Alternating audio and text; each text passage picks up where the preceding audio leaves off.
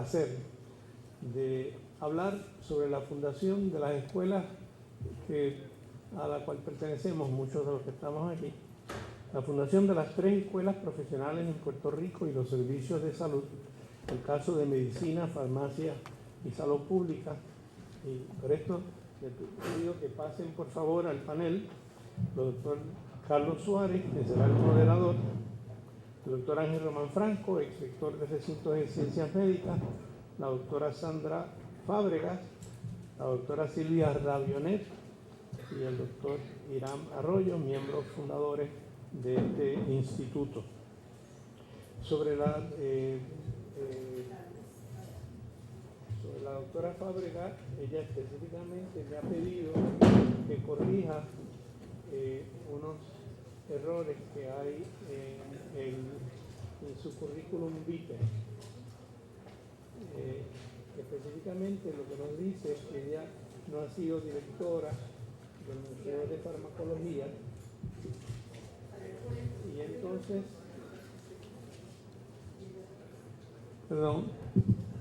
sí, nos dice que no ha sido directora del Museo de Farmacia y Jardín de Plantas Medicinales y que les pida que cambiemos a que actualmente es profesora visitante en Bioética y Humanidades Médicas de la Escuela de Medicina de San Juan Bautista y coordinadora académica de la Red Latinoamericana de Historiadores de las Ciencias de la Salud. Y con eso lo dejo con nuestro panel, doctor Suárez.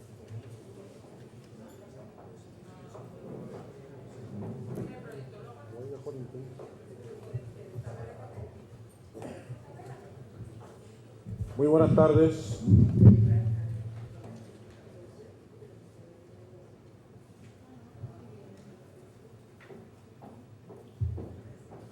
Vamos a dar comienzo con el panel titulado La fundación de 3 escuelas profesionales en Puerto Rico y los servicios de salud. El caso de medicina, farmacia y salud pública, y se han escogido estas 3 disciplinas como ejemplos de la multiplicidad de profesiones de la salud que existen en Puerto Rico en el sistema de formación de profesionales. Comenzamos con el doctor Ángel Román Franco.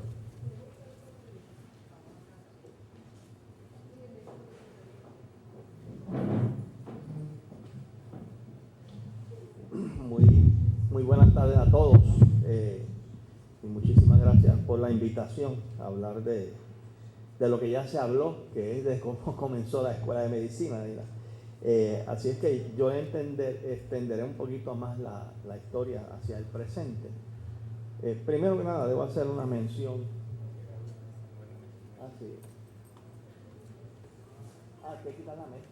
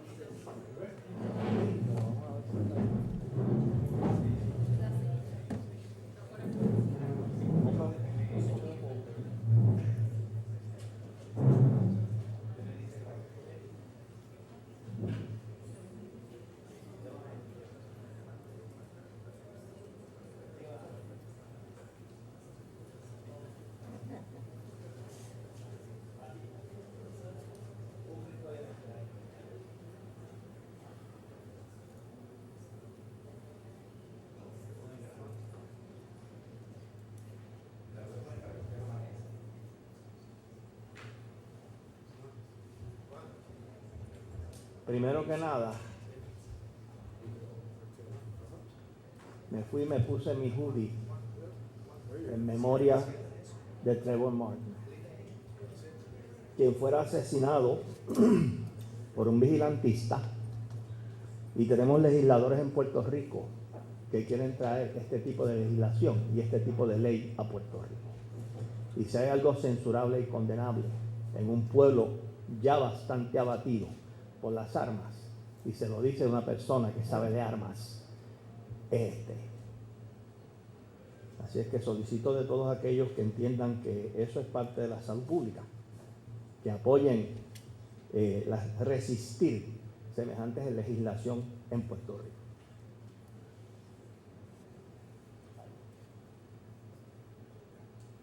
Bueno, por aquí comenzamos. Aquí fue que nos dejaron los paneles anteriores en la creación de la Escuela de Medicina, y de allá para acá la cosa no ha marchado exactamente como la deseábamos que marchara, porque la Escuela de Medicina es un ente inmerso en la historia. Y aquí, por ejemplo, está el doctor Giraud, que fue de los primeros que tuvieron que vivir los embates de esa historia administrativa, gubernamental y financiera. Pero no está de más poner la imagen, porque sí, para muchos de nosotros representa como una añoranza. Y vimos la transición de la Escuela de Medicina en la Universidad de Puerto Rico, de don Jaime Benítez el joven, allá don Jaime Benítez, con el cual yo tuve oportunidad de conversar sobre este proceso, y que siempre me recordaba una frase que él me decía, que en este proceso de creación había que recordar siempre que teníamos que tener cuidado de que no se pensase que estábamos haciendo una escuela de medicina en el trópico, en lugar de una escuela de medicina tropical, que eran dos cosas muy diferentes y traían connotaciones isleñas. La primera facultad, que todos habrán visto ese retrato, eran poquititos, ahora somos 500 y pico. Y de los primeros estudiantes, y ahí está el doctor José Oliver González, una escuela que tuvo un gran impacto en la comunidad. Ahí ustedes tienen un hombre que diseñó una prueba diagnóstica de evidencia, el Sycamore Precipitating Test, que ha sido y sigue siendo utilizada a través del mundo, y que les aseguro, este señor ha salvado, y ya él falleció hace unos años, este señor solo, sin ser MD, salvó más vidas que todos los médicos que hemos graduado de la Escuela de Medicina juntos. Y esa es una sentencia que también se aplica para mi maestro, doctor Sidney Kay, con su trabajo en alcohol, que, dicho sea de paso, cumplió la semana pasada 100 años. Esta Escuela de Medicina generó trabajo, y esta fue la orientación que siguió la Escuela de Medicina con posterioridad a ese inicio a partir de la Escuela de Medicina Tropical.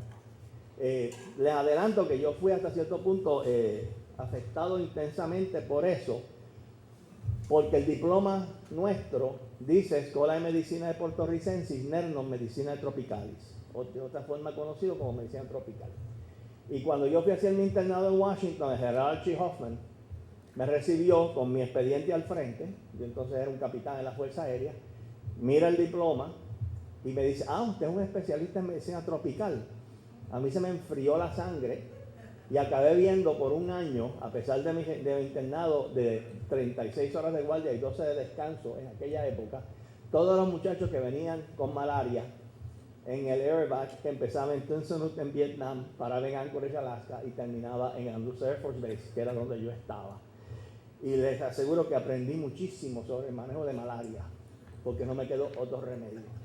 Cuando la realidad fue que más que nada lo que yo vi fueron las mejillas secas que teníamos de malaria, que nos enseñaba el doctor Oliver González, porque la enfermedad ya no existía en Puerto Rico.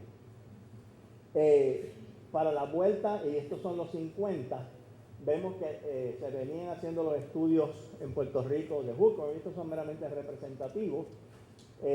Empezaba a despuntar el programa de cáncer, y veremos que esto es importante en la Escuela de Medicina como un elemento de enfoque. Y las enfermedades que yo llamo, que mucha gente llama enfermedades de la modernidad, que son en realidad las enfermedades producto de la colisión entre la evolución biológica y la evolución cultural. Y es lo que estamos viendo alrededor de todo el mundo con gran insistencia. También se da los estudios de la gente que pasó de ciencias básicas en la Escuela de Medicina Tropical a ciencias básicas en la Escuela de Medicina de la Universidad de Puerto Rico. gente como el doctor Oliver González, quien yo mencionara, gente como el doctor Pomales, como el doctor Conrado Asenjo, como el doctor Kopish, yo soy Second Generation Kopish, y otras personas altamente notables. Y aquí tiene los trabajos, doctor Pomales Lebrón era una autoridad mundial en el campo de la serología de las brucelas, y es el que descubre una de las primeras interleuquinas, el famoso Migration Inhibitory Factor. Vemos también el doctor Asenjo en sus estudios de nutrición y de SPRU en Puerto Rico, que fue un campo altamente desarrollado en donde trabajó, por ejemplo, que estaba esta mañana con nosotros, el doctor Nolan Maldonado y el doctor Pérez Santiago, etc. El doctor del Castillo, español, que viene a Puerto Rico y que hace una gran cantidad de trabajos en neurofisiología y que crea el Instituto de Neurobiología ubicado en San Juan, en parte porque necesitaba acceso a agua de mar para mantener las criaturas marinas con que él hacía su investigación. Dicho sea de paso, tanto Dr. Kay como mi padre tuvieron que ver con la transferencia de esas facilidades a la Universidad de Puerto Rico. El papá era contralor del Comando Sur. Y una cosa que mi padre me preguntaba en aquella época: hijo, ¿y por qué se hace tan difícil regalarle algo a la Universidad de Puerto Rico? No ha cambiado en nada. Tenemos los trabajos de García Palmieri y doctor Matías Rojas, el campo de esquistosomiasis, que era una enfermedad que estaba también presente, y es interesante el notar el hecho de que hoy en día a los patólogos jóvenes se les hace difícil hacer este diagnóstico porque no lo ven, y en patología lo que usted no ve no lo diagnostica, por lo menos en patología quirúrgica. Hay trabajos que comienzan también en Puerto Rico para los 70 en el campo de inmunología y BCG. Esto es inmunología de tumores. Y empieza a haber más énfasis en cáncer, porque cáncer empieza a desarrollarse como una gran presencia en Puerto Rico. Hay que saber que en 1950, cuando empieza la Escuela de Medicina de la Universidad de Puerto Rico, la principal causa de muerte por cáncer en la mujer puertorriqueña era cáncer cervicuterino. Y eso es un issue que había que atender. Ya estaban desapareciendo las anemias por uncinaria, etcétera, y estaban empezando a emerger estas otras enfermedades que no se notaban porque los pacientes no duraban lo suficiente, las personas. El autor de estos trabajos fue Isidro Martínez, que era el director del registro de neoplasias, es coautor en estos trabajos. Y el doctor Albona, como ya se mencionó, en su esfuerzo por la regionalización en Puerto Rico y el análisis de la misma. Subsiguientemente, concomitantemente, entra una serie de investigadores clínicos a la Escuela de Medicina, como fueron el doctor Frank Raffucci, para dar solamente un nombre, que vienen entrenados de fuera de Puerto Rico, si mal no recuerdo, el entrenador Lily High, y empiezan a hacer cirugías que eran casi de aventureros, como el heterólogo studio perfusion, que era hacerle como una especie de diálisis a través del hígado de un cerdo a una persona, con resultados que no fueron muy duraderos, pero que por lo menos fue algo muy fascinante en aquel momento. Se empezaron los conceptos de transfusiones autólogas. Se hizo la primera exsanguinotransfusión en un bebé con enfermedad RH por el doctor Asensio Figueroa Longo y el doctor Iván Pellegrina, que entonces era el director del departamento. Y le menciono estas cosas porque este era el nivel de investigación clínica y básica que se siguió haciendo en la Escuela de Medicina de la Universidad de Puerto Rico. Pero se está siguiendo esa trayectoria porque todavía está sobre la escuela el manto, diríamos, ideológico de la Escuela de Medicina Tropical, que estaba dedicada fundamentalmente a, como vieron en la misión y metas que nos pusieron al principio, de Dr. Lambert, a la investigación y a la educación. No aparece allí el servicio. El servicio que se iba a prestar era aquel que hacía falta para llevar a cabo esos dos objetivos. Por último, tienen abajo el trabajo de Clavel, Luis Clavel, hematólogo oncólogo, donde desarrolla colaborativamente con el Pediatric Oncology Group una metodología para el manejo de las leucemias infantiles que todavía está vigente al presente y que logra en Puerto Rico unos resultados extraordinarios, al igual que en otros lugares. Este tipo de trabajo continúa tanto en la escuela como en San Jorge. El hecho del problema de cáncer en Puerto Rico era muy particular, particularmente las incidencias tan altas que tenía Puerto Rico. Éramos medalla de oro y medalla de plata en Cancer in 5 Continents, de cáncer de cabeza y cuello en el varón puertorriqueño. Y eso llevó al desarrollo de lo que se llamó la Escuela de Radioterapia Puertorriqueña, particularmente dirigida a cabeza y cuello y cáncer cervicuterino. Víctor Marcial, Ubiñas, Bosch, etcétera, fueron participantes importantes. Establecieron manejo de radioterapia de cáncer de esófago, sumamente letal, del suelo de la boca. También empezaron a trabajar en el problema de cáncer cervicuterino e instauraron los sistemas de detección temprana utilizando el Papa Nicolau. A pesar de que cáncer cervicuterino venía declinando ya antes de que se insertara la metodología de Papa Nicolau, eso ayudó a concientizar a la mujer puertorriqueña a la necesidad de estar pendientes del posible desarrollo de esta malignidad. Es interesante que para esta época también Isidro Martínez, de la Escuela de Medicina Tropical, en la Escuela de Medicina, descubre, se había identificado que Puerto Rico tenía las incidencias más altas del mundo de cáncer de pene. Y es Isidro Martínez el que ata cáncer cervicuterino y cáncer de pene como una enfermedad venérea. Y lo publica en la revista Cancer para 1970. Ese trabajo permaneció silente hasta que se adjudicó como elemento causal en la incidencia de cáncer cervicuterino en la mujer una causa viral. Y ahora se explica la correlación. Lo que sucede es que había una disparidad tan grande en edades. La mujer padeciendo a los 50, a los 45, 55, y el varón cerca de los 70, por ahí arriba, que no sé. Pero él establece esa asociación. Y se desarrollaron nuevos métodos de radioterapia, como les digo, que fueron adoptados por RTOG y otros grupos más, y que todavía siguen vigentes. Eso se llevó a cabo en esta facilidad.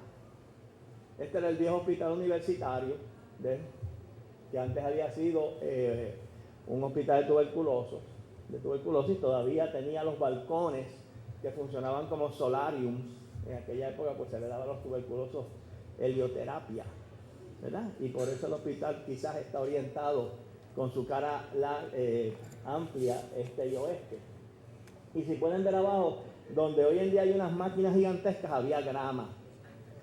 Y los estudiantes vestíamos bien bonitos, con nuestras patitas blancas y todas esas cosas, y corbata y manga larga. Y Dios proteja al que el doctor Ramos Morales encontrase sin esa vestimenta, porque iba a haber sangre. Tenía que ser respetuoso y todas esas cosas. Aquí tienen ejemplos entonces empieza el proceso de la escuela irse transformando, y ese hospital, ustedes ven lo que es hoy en día. Y de la misma forma surge el recinto de ciencias médicas, comienza la proliferación de hospitales en centro médico, empieza a haber toda un proceso de crecimiento enorme y desmedido de la escuela.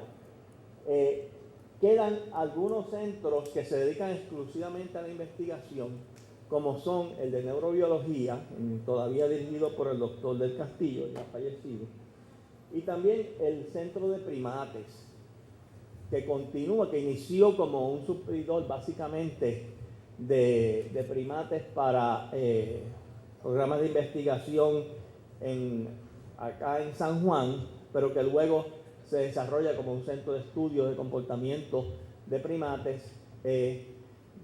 Lamentablemente tengo que admitir que a pesar de que durante mi periodo de decano académico pusimos hasta dinero para becas para estudiantes de antropología de Río Piedras y demás, y estudiantes de ciencias básicas, utilizar el centro de primates como lugar de estudio para hacer sus tesis, eso nunca se logró y nadie nunca aceptó una beca, porque era demasiado trabajo. Sin embargo, cuando usted consulta la obra hecha en el centro de primates, cuánto primatólogo hay en el mundo, desde Jane Goodall para abajo, que tiene nombre ha hecho trabajo experimental o ha obtenido su doctorado en el centro de primates. Es algo parecido a lo que pasó por muchos años con el radiotelescopio, donde la función nuestra fue ligar concreto y podar el pasto. Y otra gente era la gente que hacía las observaciones astronómicas o radioastronómicas. Después cambió y tenemos directores puertorriqueños. Y esta es la estructura que todos conocemos hoy en día, que es parte de una sobrepoblación de estructuras en el centro médico, que van desde el hospital psiquiátrico forense en un extremo y veterano, psiquiatría, al centro cardiovascular, el pediátrico en el otro extremo y edificios de parking proliferando porque ya no hay donde ubicar las personas. Este edificio ya es un edificio que verdaderamente no cumple con las necesidades que tiene la institución y que habrá que pensar más adelante si se puede construir algo que se pensó por un tiempo, ya sea en la parte norte del Jardín Botánico, que nos queda cerca del centro médico, o en terrenos del Hospital de Carolina, que nos ubica junto con el hospital.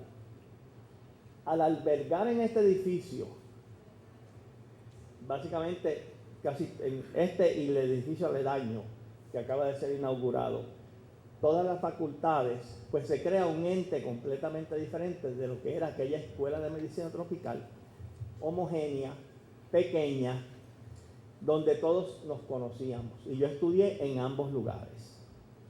Y verdaderamente cuando yo recuerdo la vieja escuela de medicina tropical, es como si fuera un grupo de hunter-gatherers. Los hunter-gatherers son como si unos grupos entre 50 y 60 personas y todos se conocen entre sí. Pero cuando usted aumenta el número de personas a eso de 100, 120, 130 personas, tiene un problema y es que la gente deja de conocerse entre sí. Y yo eso lo constato con los estudiantes de odontología y medicina. Los de odontología son 40 y tantos y todos se conocen unos a otros y conocen sus familias. Los de medicina se han dividido en tribus. Y hay las tribus de los guaynabitos, y las tribus de los que son de Estados Unidos, las tribus de aquí, las tribus de allá, y no se conocen bien. Pues eso es lo que sucede, entonces, que empiezan a ocurrir descubrimientos, hallazgos y demás, dentro de ese edificio donde ocurre en una facultad y las otras facultades no se enteran. Y estamos hablando de un sistema de comunicación unitario y no lo tenemos dentro de ese edificio. Así que yo no sé qué va a pasar con el que quieren hacer para la isla completa. Pero durante todo este tiempo empieza a acumularse una serie de nubarrones que nos llevan al mundo en que estamos hoy. Empieza a surgir el problema del dinero, que bien nos mencionó el doctor. Porque cuando usted entra dinero de fuentes que usted no puede controlar en la ecuación, siempre hay rapacidad. ¿Y qué ocurre? La escuela comienza como parte de un compromiso social que trata de mantener, donde la facultad básicamente es la facultad de una región de Puerto Rico. Se establece el programa médico regional, muchísimos especialistas a la montaña. Había una comunicación muy estrecha entre los primaristas y los especialistas.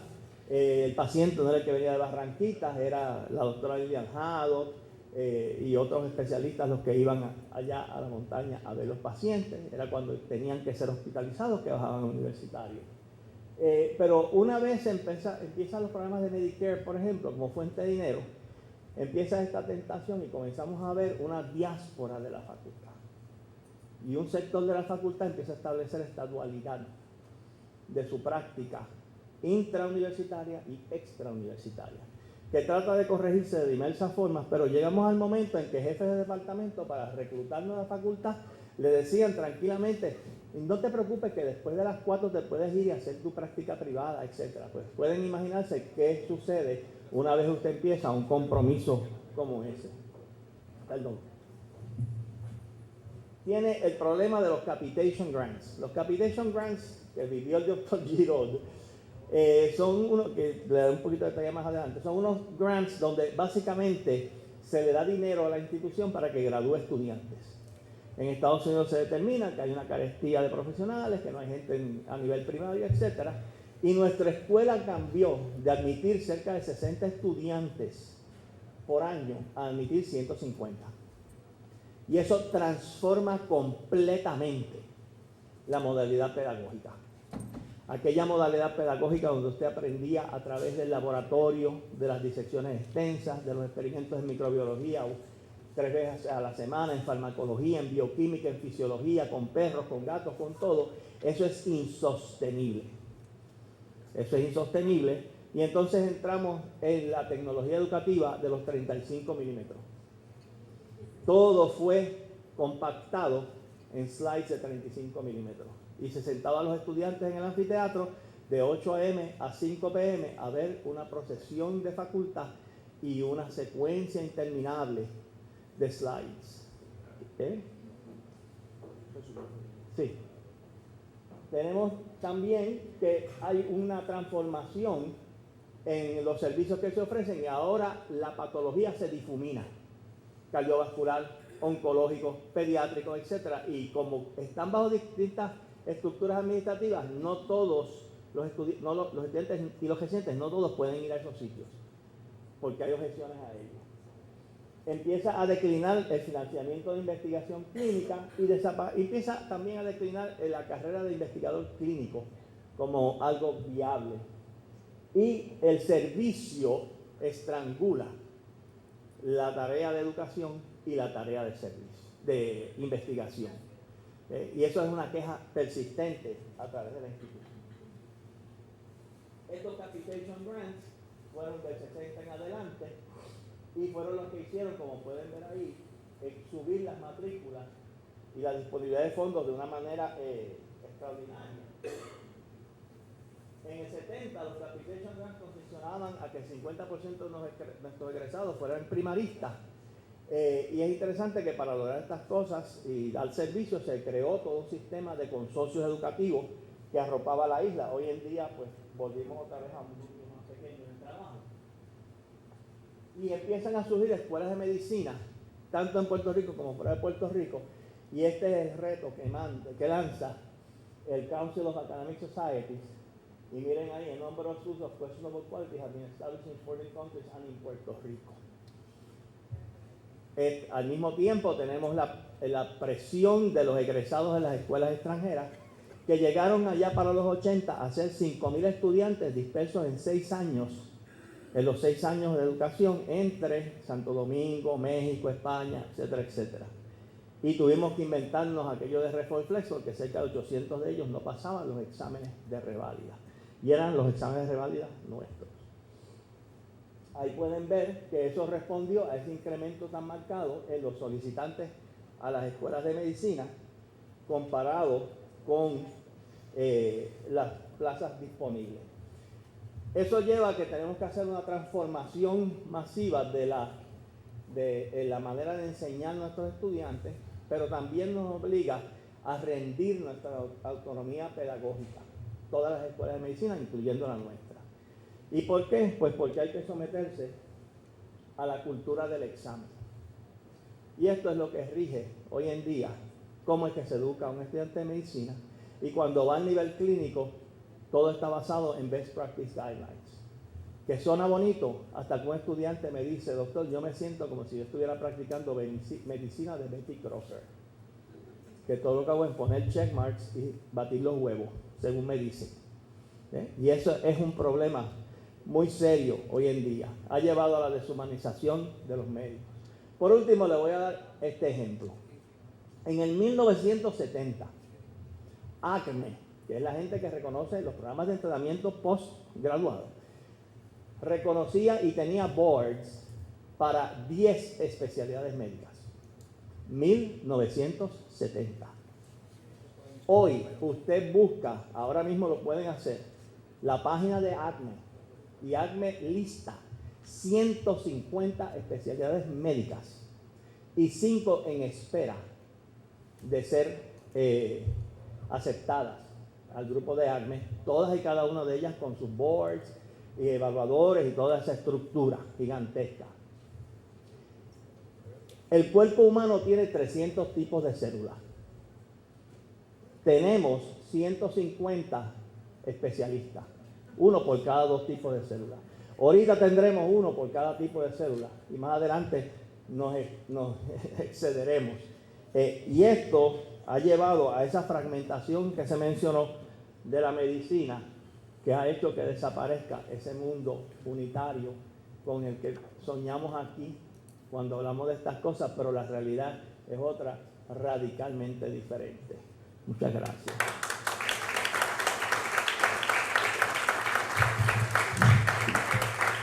Muchas gracias, Ángel. Ha sido muy explícito en establecer la continuidad de la Escuela de Medicina con sus antecesores y en plantear unos desafíos con que se encuentra la educación médica en el presente, que deben ser motivo de mayor análisis y discusión en un futuro. Muchas gracias, Ángel. Continuamos con el panel y le corresponde el turno ahora a la doctora Sandra Fábregas, catedrática jubilada de la Escuela de Farmacia.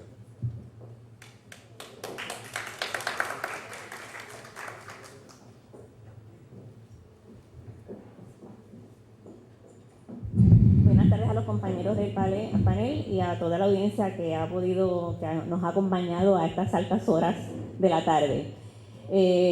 Yo, al igual que el doctor Ramírez, estoy un poco asustada, pero en el sentido de que es la segunda cumbre que comparto con el doctor Román Franco, y siempre me toca detrás de él.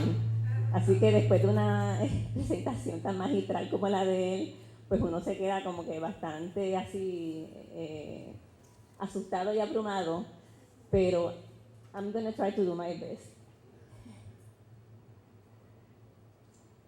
Le iba a titular La curiosa historia de la educación farmacéutica en Puerto Rico, pero decidí ser un poquito más seria y dejamos el título La educación profesional en Puerto Rico, el caso de farmacia. El doctor Ricardo Alegría, recientemente fallecido, ha dicho que el estudio profesional de la farmacia fue una de las pocas carreras que el gobierno español permitió que se llevara a cabo en el país, cuando nuestro liderato cívico-cultural pedía el establecimiento de una universidad, y eso fue en 1836, que ya desde esta isla perdida en el Caribe se estaba pidiendo una universidad, pero solamente servíamos como baluarte militar.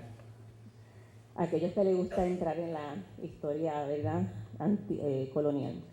Recordemos que la farmacia nace como profesión en la Europa del siglo XIII y previo a este periodo estábamos casados con medicina. Mediante la llamada Carta Magna de la Farmacia se establece lo que podríamos llamar los primeros fundamentos de la profesión. 2 siglos después se inserta en América este nuevo protoprofesional, primero llamado boticario y luego muy posteriormente farmacéutico, específicamente en esta isla perdida del Caribe, en Puerto Rico, con la encomienda de fundar la primera botica, no solamente de la isla, sino que eventualmente fue la primera de América. Así que cuando nos referimos al tema de la educación farmacéutica en Puerto Rico, tenemos que necesariamente, obligadamente, referirnos a las instituciones españolas en Puerto Rico, que estuvieron 4 siglos. El modelo actual de la educación farmacéutica en Puerto Rico, sin embargo, a nivel superior, como la conocemos, sigue el modelo estadounidense, vigente desde 1913, cuando se fundó la Escuela de Farmacia de la Universidad de Puerto Rico. Es una oportuna coincidencia que este año nuestra única escuela del patio se encuentre en la víspera de cumplir 100 años de su fundación y que tengamos la oportunidad de analizar el tema desde la historiografía en las ciencias de la salud y la farmacia. Celebramos también que fue la primera institución en la Universidad de Puerto Rico en ofrecer un programa en una profesión de salud y que al mismo se convirtiera en el primero en ser acreditado dentro de la Universidad de Puerto Rico, y esto lo constató aquí mi compañera y las demás investigadoras que me han acompañado en esta presentación. Nos queda el reto como historiadores y profesionales de la salud dilucidar las circunstancias en las que se estableció, de forma todavía curiosa, la actual Escuela de Farmacia de la Universidad de Puerto Rico. Desde ahora solicito nos excusen si no agotamos todas las posibilidades de información y análisis que un tema como este merece. Nuestro propósito en esta tarde es un poco sacarle el polvo a una historia que ha estado un tanto fragmentada y que solo en foros como este podemos tratar de integrar. Hemos sido bien ambiciosos con unos objetivos. Rápidamente, lectura veloz, les solicito que lo lean. Voy a intentar hacer un acercamiento a esos objetivos. Antes de continuar, es obligado comentarles sobre la metodología que hemos mantenido de forma sostenida en los últimos 20 años, cuando estuvimos involucrados no solamente en la producción de un documental fílmico por un cineasta puertorriqueño, sino también en la producción de un libro en el tema. Aunque la actividad farmacéutica en Puerto Rico comenzó más de un siglo antes que llegara el primer farmacéutico a Norteamérica, no es hasta principios del siglo XX que se logra establecer bajo el gobierno norteamericano la enseñanza a nivel superior. Con la llegada del boticario sevillano Hernando de Torres en 1512, a petición de Juan Cerón, alcalde mayor de la isla de San Juan, es que entonces, como ya dije, tenemos esta oficialidad, esta institucionalidad referente a la farmacia. Hernando de Torres figura casi anónima en los libros de historia hasta prácticamente el siglo XXI. Pudiéramos calificar en el lenguaje actual que tuvo un currículum vitae que denotaba una educación y un conocimiento particular en la gestión farmacéutica, que incluía haber sido lector de libros de medicina y herbolaria de la época.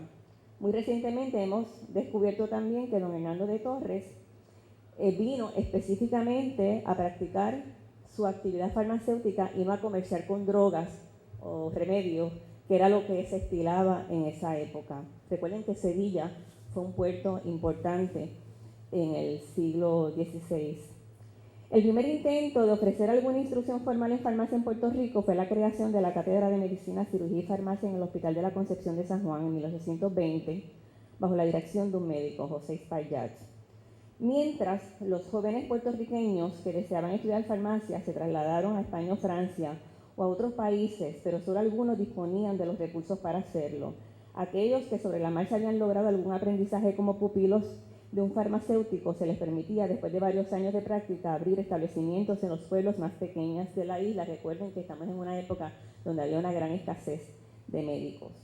En 1842 se creó la Real Subdelegación de Farmacia, apenas unas semanas después de la Real Subdelegación de Medicina, así que también seguimos juntos aquí en Puerto Rico en términos de la institucionalización. Este fue un organismo educativo solamente en el sentido de que inscribía candidatos y reglamentaba los estudios libres en materias tales como botánica, zoología, química, drogas y medicamentos, preparación de medicinas, bajo la tutoría de ciudadanos particulares competentes y de farmacéuticos autorizados para tener farmacia. En términos generales, en el Puerto Rico de la segunda mitad del siglo XIX se encuentra una preocupación además por la competencia profesional de los profesores a cargo de los diferentes cursos que se impartían a los futuros farmacéuticos. Por ejemplo, el doctor Agustín Stahl, el gran naturalista puertorriqueño, antropólogo y médico, en honor a quien se le dio el nombre del segundo edificio que albergó la segunda escuela de farmacia en la UPR, estuvo a cargo de la cátedra de botánica por algún tiempo. Cuando se suprimió la Real Subdelegación de Farmacia, en 1898, la enseñanza de las asignaturas y los exámenes pasaron al Instituto Civil de Segunda Enseñanza, hasta que unos meses más tarde se creó la primera Junta de Sanidad, ya bajo el gobierno de Estados Unidos, quien reconoció los títulos de los 184 farmacéuticos que habían estudiado bajo la Real Subdelegación de Farmacia. Entrando ya, esto fue un preámbulo al primer punto pertinente para esta cumbre. Es preciso entonces entrar en los colegios de farmacia de Estados Unidos, que es el modelo que se propone finalmente para establecer la educación farmacéutica como la conocemos hoy, o por lo menos lo más parecido posible. Desde los primeros años bajo el gobierno de Estados Unidos se vio en la isla un marcado interés en mejorar la educación, las obras públicas y la salud pública. Para entonces ya tenían más de medio siglo de experiencia en la educación farmacéutica, así como de asociaciones a nivel superior. Asociaciones a nivel superior. De otra parte, era sabido que la farmacia en Estados Unidos tenía una tradición de laissez-faire o de libre empresa y trataba de definirse profesionalmente, un poco contraria al modelo español. Es preciso entonces, ya que estamos bajo este modelo de Estados Unidos, repasar un poco esos fundamentos de la educación norteamericana. Las escuelas de farmacia en los Estados Unidos se originaron, curiosamente, por las asociaciones, ¿verdad? Nacieron de las asociaciones profesionales, que se llamaban colegios. Y así es como nacen los primeros más famosos colegios de farmacia o escuelas hoy, el de Filadelfia, el de Boston y el de Nueva York. Las circunstancias que dieron lugar a la fundación, a cada una de ellas, fueron las malas condiciones en que estaba el tráfico de drogas. Hasta 1846, next slide, los profesores de farmacia fueron médicos. Eso fue a lo largo de toda la mediado de la centuria, y en Puerto Rico pues también se dio el mismo fenómeno. En ese año de 1846 se nombró el primer profesor de farmacia de profesión ya, en este caso farmacéutica, William Proctor, que empezó a dictar cátedra desde la Asociación de Farmacéuticos de Filadelfia. La filosofía educativa de estos primeros colegios o asociaciones, que ya se habían convertido en escuelas, estuvo basado en la pasantía o aprendizaje práctico. La función principal del estudiante era trabajar durante las horas del día como aprendiz. Esto era requisito para las conferencias que se ofrecían de noche. Después de un año se le otorgaba el título de Pharmacy Graduate. La era de las escuelas de farmacia, establecida por asociaciones farmacéuticas llamadas colegios, terminó con la Guerra Civil de 1861. De estas fechas en adelante, grupos de farmacéuticos siguieron fundando escuelas privadas como parte de universidades y colegios privados o como parte de una escuela de medicina. Ya para 1868 se comenzó a cambiar ese enfoque con la Universidad de Michigan, que era propiamente Universidad del Estado y con la cual se considera que comenzó la educación farmacéutica moderna.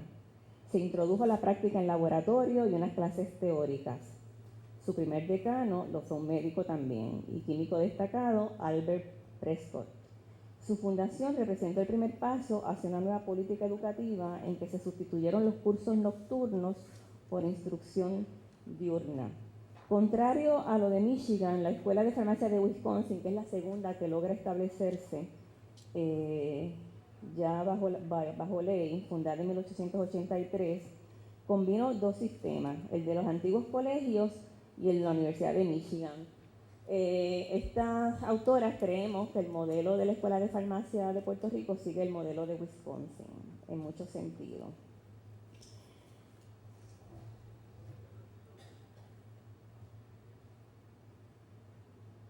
En 1900 ya había 53 colegios y departamentos de farmacia en Estados Unidos. Sin embargo, el significado y requisitos para los títulos o grados otorgados era bastante confuso. Se siguieron ofreciendo títulos para preparaciones equivalentes o títulos idénticos para preparaciones que no eran equivalentes. Cabe mencionar finalmente en este punto que en 1925 se fundó la Asociación Americana de Colegios de Farmacia, la cual todavía sigue vigente y a la cual la Escuela de Farmacia de la Universidad de Puerto Rico está sujeta en términos de sus estándares. Como segundo punto, debemos hablar también de la incorporación del modelo de educación farmacéutica de Estados Unidos a la comunidad puertorriqueña. Con estos antecedentes para la educación farmacéutica en Puerto Rico, un tanto distinto a los del modelo español, la primera acción del nuevo gobierno de Estados Unidos relacionado con el ejercicio de la farmacia, como ya hemos dicho, fue eliminar la Real Subdelegación. Sin embargo, había una junta que se encargó del aspecto regulativo de la farmacia y también de medicina y cirugía, hasta que se estableció otra junta de sanidad que fue la que prevaleció. Los farmacéuticos autorizados por el gobierno español retuvieron el derecho de ejercer, pero también adquirieron esa facultad farmacéuticos con licencias o diplomas de algún estado de Estados Unidos. El doctor Luis Torres Díaz, exdecano de la Escuela de Farmacia de la UPR e historiador, ha dicho que en el caso de la educación farmacéutica en Puerto Rico para esa época, durante el periodo de tiempo comprendido entre la ocupación americana en la isla y el establecimiento de la Escuela de Farmacia de la UPR, que se sufrió un retroceso transitorio. Añade en otro momento que aunque todo pareció trastornarse al principio, en el caso de la escuela las cosas retornaron rápidamente a su estado normal. Las funciones de la Real Subdelegación de Farmacia fueron transferidas a un Instituto Civil de Enseñanza, institución educativa que ya estaba establecida en la isla y la cual confería grados. El instituto estuvo a cargo de las asignaturas y exámenes que correspondían al grado de licenciado en farmacia, hasta que fue establecido finalmente el Colegio de Farmacia, que luego se convirtió en la Escuela de Farmacia, por resolución de la Junta de Síndicos de la Universidad de Puerto Rico. Entretanto, para 1910 se fundaba la Asociación de Farmacéuticos de Puerto Rico, por ilustres farmacéuticos, entre ellos Rafael Monaga, Guillermetti, entre otros. Nos preguntamos, ¿tendría algo que ver esta asociación para preparar el camino para la fundación de la Escuela de Farmacia en la Universidad de Puerto Rico? Todavía es un asunto que está por estudiarse. Así pues, dentro de estas nuevas tradiciones que trajeron las estadounidenses, se comenzó a enseñar a nivel universitario la carrera de farmacia en 1913, cuando todavía la educación farmacéutica universitaria era opcional en Puerto Rico para poder ejercer la profesión. El primer dirigente del colegio, precisamente el médico doctor Luis Salivia, en sus orígenes universitarios rigieron dos planes, uno de 2 años y otro de 4, para el grado de bachiller en ciencias farmacéuticas. Funcionó administrativamente como un departamento de la universidad, que entonces consistía en la Escuela Normal y el Departamento de Artes Liberales en Río Piedras, y el Colegio de Agricultura y Artes Mecánicas de Mayagüez. Sin duda, el hecho de que se llamara colegio, epíteto que conservó hasta 1989, fue una influencia directa de los colleges de Estados Unidos. Tan temprano como en 1926, la Escuela de Farmacia fue aceptada como miembro de la Asociación Americana de Escuelas de Farmacias, figurando así como una de las primeras instituciones educativas en formar parte de esa organización. Podríamos especular que esas primeras décadas del siglo XX, en que funcionó el Colegio de Farmacia, fueron lideradas hábilmente por el primer decano, don Luis Lucas Vélez, quien había sido producto del Instituto Civil de Segunda Enseñanza de Puerto Rico y finalmente uno de los primeros egresados del recién creado Colegio de Farmacia. Su administración había comenzado en 1925 y bajo la misma se había completado la construcción del edificio Stal en 1932 en el campus de Río Piedra y se había logrado su acreditación por la Asociación Americana de Escuelas de Farmacia, siendo el primer programa profesional, como hemos dicho, en la historia de la Universidad de Puerto Rico en recibir esa distinción, acreditación que todavía disfruta. Desde el año 1949, el grado de bachiller requirió 5 años de estudios. En ese año, la escuela se convirtió en una de las primeras instituciones a nivel de Estados Unidos en implantar un programa de 5 años de estudios.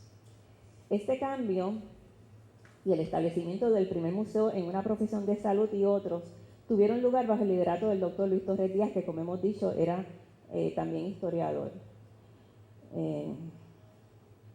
Otros decanos, y aquí he dejado muchos decanos sin mencionar, pero por cuestiones de tiempo, ¿verdad? Continuaron los esfuerzos de transformación comenzados por don Luis Torres, Lucas Luis Vélez y por don Luis Torres, se me confunden los Luises. Continuaron con esta transformación curricular hasta la implantación del nuevo doctorado profesional en farmacia en el año académico 2001-2002, esto es un salto mortal, ¿verdad?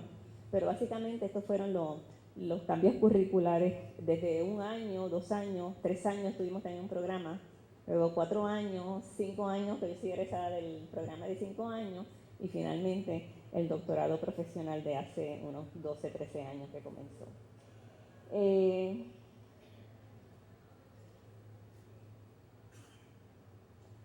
Vamos a los contrastes directamente, ¿verdad?, de la educación farmacéutica en Puerto Rico y Estados Unidos. A diferencia de la educación farmacéutica en los Estados Unidos a principios del siglo XIX, que dependía exclusivamente de un sistema de experiencia práctica, bajo la tutela de un farmacéutico y unos requisitos teóricos que casi nunca superaban el nivel de escuela primaria, en Puerto Rico se hacían unas exigencias teóricas más sustanciales. La hemos mencionado. No, por falta de tiempo no vuelvo a hacer la lista, pero eso tiene luego unas repercusiones y por eso fue que entré en el modelo español. En 1900, William Alpers, un farmacéutico norteamericano que había recibido su educación en Alemania, ya había hecho señalamientos en términos de las debilidades de la educación farmacéutica en Estados Unidos, en términos de que prácticamente no existían requisitos de admisión. Y aún aquellas universidades que requerían una educación elemental o de escuela superior pocas veces rechazaban a un aspirante no calificado. Alpers llegó a abogar por la necesidad ya reconocida en los países europeos de que los estudiantes deben recibir una educación más general antes de que se puedan especializar. Con esta expresión se ha entendido que Alpers apuntó específicamente a las dos funciones de la educación liberal. De una parte, proveía para gozar y preparar la mente, y de otra, proveer al estudiante una amplitud y profundidad que le capacitara para continuar su aprendizaje aún después de su educación formal, de que su educación formal hubiese finalizado. El doctor Arana Soto, un estudioso de la historia de la medicina, ha dicho que la farmacia había sido una influencia en el proceso de refinamiento y culturización de la época. Esto parece haberse dado a través de las tertulias que se celebraron con mayor prominencia en farmacias a finales del siglo XIX y principios del XX. En palabras del doctor Barbosa, la botica en cada pueblo era velada, esto es, una fiesta literaria, artística y academia. Allí se reunían los notables del pueblo, el grupo de hombres que sabía de leyes, de literatura, de arte, de historia y geografía, que sabía lo que en el mundo había pasado y lo que estaba ocurriendo. Además del médico y el farmacéutico, participaban el sacerdote y el alcalde. Esto según Arana. En ausencia de universidades, esas tertulias de botica parecen haber suplido una necesidad de conocimiento. En síntesis, la ya fenecida exalcaldesa de San Juan, doña Felisa Rincón de Gautier, quien llegó a ser practicante de farmacia, llegó a decir de estas, y cito: el éxito de mi labor como alcaldesa se debe en su mayor parte al hecho de que mi espíritu se ha fraguado en el yunque altamente humano de la farmacia y el de la ética, de la estética y de la lógica, que son los tres elementos fundamentales de la conciencia pura y limpia de un farmacéutico honrado. Y cierro la cita. Nos preguntamos en este punto: ¿hemos desarrollado una educación a tono con las necesidades de Puerto Rico, el Puerto Rico de hoy, o simplemente nos hemos encasillado en esquemas del extranjero por conveniencia y accesibilidad? De esto comenzamos a hablar hoy en este foro, y solo un poco, pues el diálogo sobre estos asuntos ha sido escaso y desarticulado. Para terminar, la filosofía de la educación farmacéutica que empezó a regir a partir de 1960 en Puerto Rico fue: la Facultad de Farmacia se esforzará por enmarcar su gestión docente y administrativa en un clima de progresivo desarrollo que recoja la sustancia del pensamiento y de los logros científicos farmacéuticos de la época, y que se inspire en responder con el empeño máximo a las necesidades y demandas del servicio farmacéutico de nuestra economía y de nuestras realidades puertorriqueñas. De igual modo y con igual afán, la Facultad de Farmacia consagrará sus desvelos a modelar estudiantes en profesionales de elevado humanismo y un profundo sentido de contribución positiva al esfuerzo colectivo, para que puedan ocupar, prestigiándola, al alto puesto que tiene el farmacéutico en el servicio público. Quedará para otra cumbre evaluar si esto ha sucedido. Precisamente en la década de los 60 comienza a revelarse en Estados Unidos un nuevo estilo de ejercicio de la farmacia integrado a otros profesionales de la salud, y un énfasis tanto en el medicamento, como lo fue en los años 70 y a finales del siglo XIX, como en la persona que los usa. Se busca entonces ese uso racional de los medicamentos en el paciente. A tono con ello, en 1976, finalmente, el Colegio de Farmacia, ya posteriormente escuela, se integró al recinto de ciencias médicas. O sea que somos unos recién llegados. Yo digo somos, pero yo me jubilé. Es una recién llegado al recinto de ciencias médicas. Este acontecimiento además inició una nueva era para la educación farmacéutica en la isla y por lo tanto para la profesión de farmacia, al quedar el farmacéutico integrado nuevamente, como lo había estado en el siglo XIX, a los demás profesionales de la salud desde las etapas iniciales de su formación. Y hasta aquí mi presentación. Muchas gracias. Continuamos con, aunque en el programa aparecen dos nombres, ellos dos, por acuerdo propio, decidieron, acuerdo propio dirán, no terminé, el acuerdo propio dirán, era delegado en la doctora Rabionet, pero él está de apoyo aquí muy cerca de nosotros al frente. Así es que para cubrir el tema de la salud pública, la educación en salud pública, la doctora Silvia Rabionet.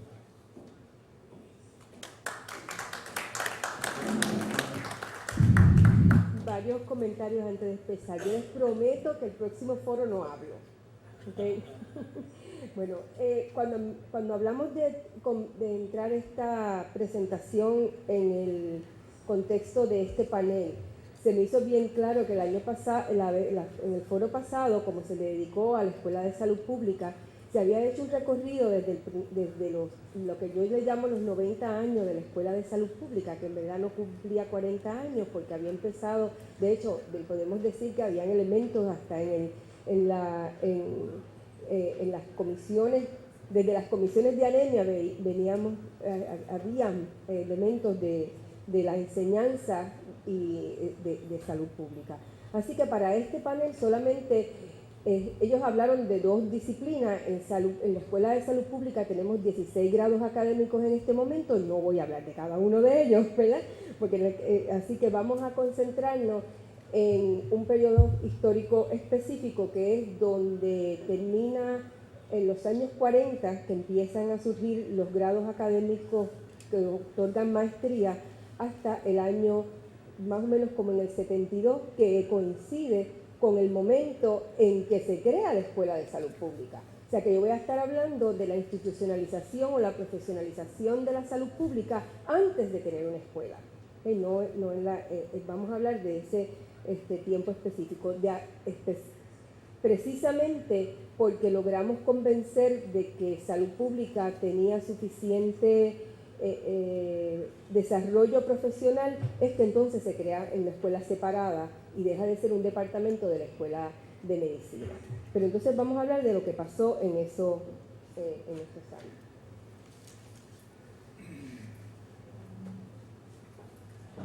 Primero que nada, trivia.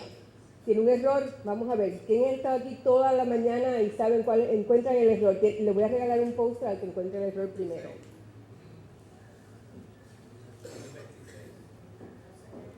226. Coja, se gana el primer punto se lo puse en un typo. Sí, pero es porque él estudió en ese tiempo tampoco. Se lo fue un yo no puedo cambiarlo, se nos fue un typo en la primer slide. Pero digo, si han estado aquí todo el día, saben cuál es el typo. Okay. En la primera. Ok. La salud pública es un conjunto de saberes y por consiguiente no podemos hablar de una sola profesión, sino de varias profesiones que componen el área que conocemos como la salud pública moderna. En la salud pública moderna se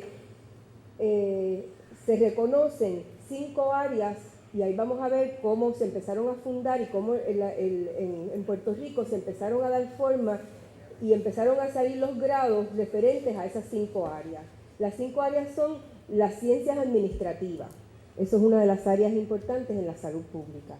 Otra es las ciencias de la conducta, y vamos a ver cómo sale. Otra es las ciencias sanitarias, ¿verdad? Y salud ambiental. Las ciencias de medición, que son la parte de bioestadística, epidemiología y la manera de medir la población con los programas de demografía. Vamos a ver que cuando hablamos de que la Escuela de Salud Pública o los programas de salud pública en la Universidad de Puerto Rico querían responder a la salud pública moderna, empezaron a salir estos grados, y esa es una de las evoluciones que vamos a ver según yo presente esto. Okay. Algunos apuntes históricos antes de entrar a cuando van saliendo los grados. Tenemos, por ejemplo, que ponemos de nuevo las que se establece la Escuela de Medicina Tropical porque ya ahí, como vimos esta mañana, ya se incluía el tema de la salud pública dentro de la Escuela de Medicina Tropical. Y eso deja un legado para entonces el periodo bajo estudio, que es de los años 40 a los años 60. Otras cosas pasaron importantes, que es importante destacar en ese tiempo, que primero es que los primeros grados que empiezan, y vamos a mirarlos en más detalles luego, empiezan los de las ciencias sanitarias, la salud pública en la Escuela de Medicina Tropical a petición del Departamento de Salud, o sea que ya estábamos respondiendo, y es el tema de este panel, a las necesidades de salud del país. Inicia también el programa graduado de educación en salud pública. Ese programa de educación en salud pública es el que responde al área de ciencias de la conducta. Es nuestro primer acercamiento a cumplir con esas 5 áreas de lo que es la salud pública moderna. El otro, entonces se organiza, en el 1950 se organiza el Departamento de Medicina Preventiva y Salud Pública dentro de la Escuela de Medicina. Apuntamos esto como un apunte histórico importante porque a la hora de crear la Escuela de Salud, de la Escuela de Medicina, ese es el momento en que se crea la Escuela de Medicina, fue un momento trascendental para que no se perdiera la salud pública. Y es bueno que apareciera como hubiésemos querido en ese momento que tuviéramos una escuela aparte de salud pública, pero eso no fue en ese disloque. Se salva el tema de la salud pública dentro de la Escuela de Medicina.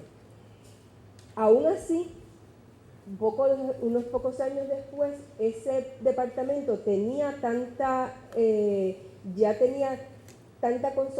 consolidación que en el 1955, aún siendo un departamento de la Escuela de Medicina, se reconoce y es acreditado como escuela. Por eso es que eso es bien importante señalarlo, porque ya vemos un desarrollo de la salud pública y la profesionalización de la salud pública en Puerto Rico ya era seria y entramos entre las primeras 11 escuelas acreditadas de Estados Unidos y ya con el modelo de Estados Unidos y ya aparece bien temprano esa consolidación de la escuela. Lo último es que en el 1956, paralelo, es importante hacer este apunte histórico, paralelo al proceso de regionalización, el Departamento de Medicina Preventiva y Salud Pública toma un rol importante formando a los profesionales que van a participar en el proceso de regionalización. Pero no es solo diciendo, pues, formamos los profesionales para que vayan. Nosotros sí teníamos una relación bien cercana con el Departamento de Salud. Tan es así que muchos de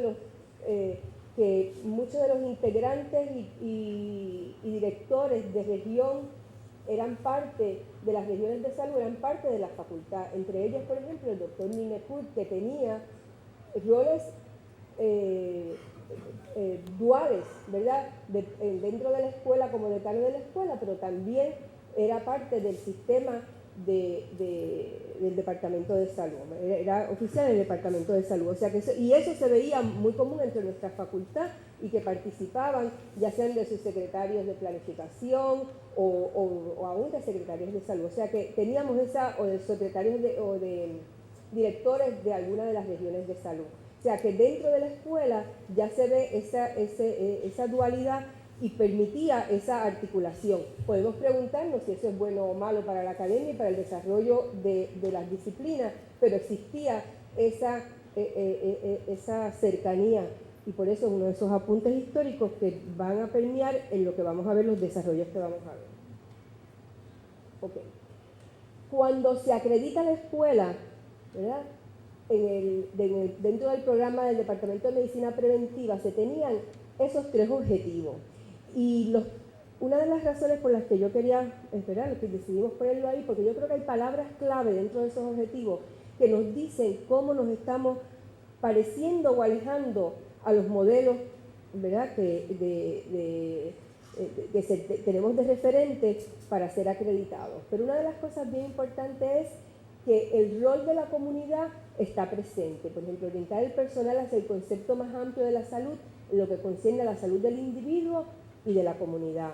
Eso estaba bien presente, venía desde la Escuela de Medicina Tropical de hacer trabajo de campo, ¿verdad? Pero se mantiene. Entrenar el personal de ciencias de la salud para que comprendan y asuman responsabilidades envueltas en la planificación y desarrollo de programas. Aquí la parte de planificación y desarrollo es la parte en la que yo quiero señalar, porque en el área de planificación es que vamos a ver que entonces hace falta el desarrollo de programas en el área de administración, los programas de demografía, los programas de estadística, de epidemiología, porque son los que permiten dar la ciencia y las bases para poder insertarse en ese proceso de entrar en la planificación. Y lo otro es el proveer liderato del personal de las ciencias de la salud en asuntos de la comunidad. Vuelve a salir la comunidad. O sea, hemos tenido en nuestro desarrollo bien presente la interrelación con la comunidad y las necesidades de la comunidad. Okay. Aquí tenemos las primeras 3 disciplinas. Estas fueron las primeras que salieron en el 1940 y tienen su razón de ser. Lo primero fueron la de las ciencias sanitarias, porque iban con el desarrollo, iban muy a la par con el desarrollo urbano y industrial que empezaba a verse en los años 40, la necesidad de que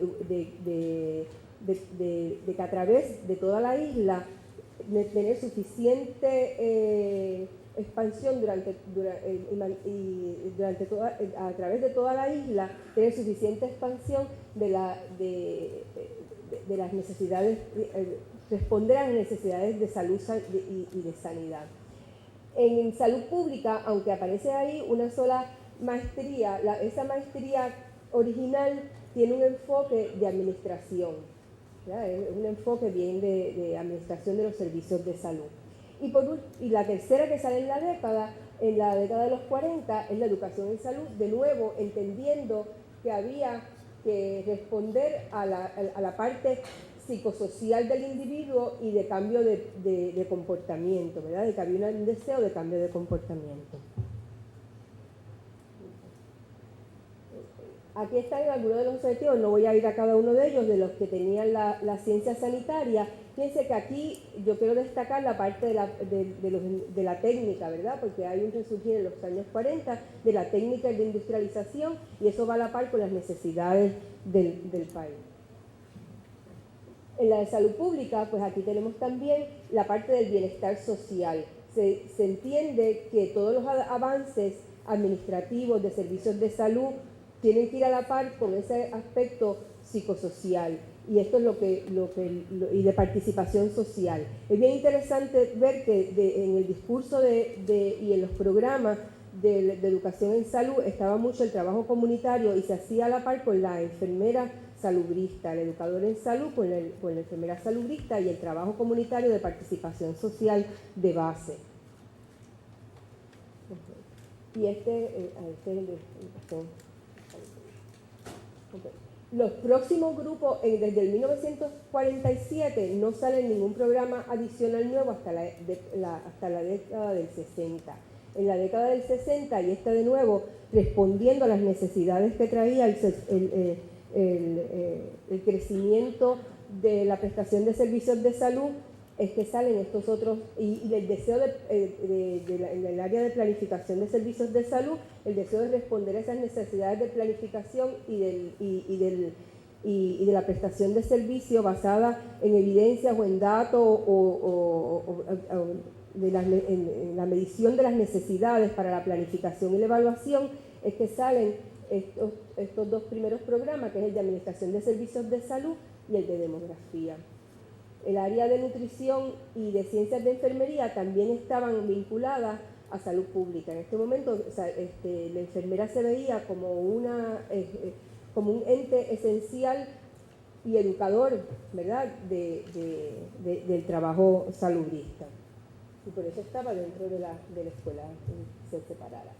Además de esos programas de maestría, vimos resurgir también, y estos también eran programas de corta duración o especiales o especializados, que salían de acuerdo a las necesidades. Hoy en día, ¿cómo respondemos a eso? Pues tenemos certificados graduados, ¿verdad? Pues esto sería lo equivalente a lo que sale hoy en día en nuestros currículos como los certificados graduados. Tenemos, para mencionar algunos, la enfermería suplementaria, la enseñanza de medicina preventiva a estudiantes de medicina, el curso especial de enfermería para el personal de Latinoamérica. Teníamos los bibliotecarios de récord médicos y los cursos de enfermería básicos. Ok. Aquí no tenemos una idea de esos primeros 3 grados, cómo no solamente se impactó en Puerto Rico, sino que también impactaba habían estudios graduados a nivel internacional, en el extranjero, venían muchos estudiantes del extranjero, especialmente para en el área de salud pública. ¿Okay? Y eso fue creciendo a través del tiempo.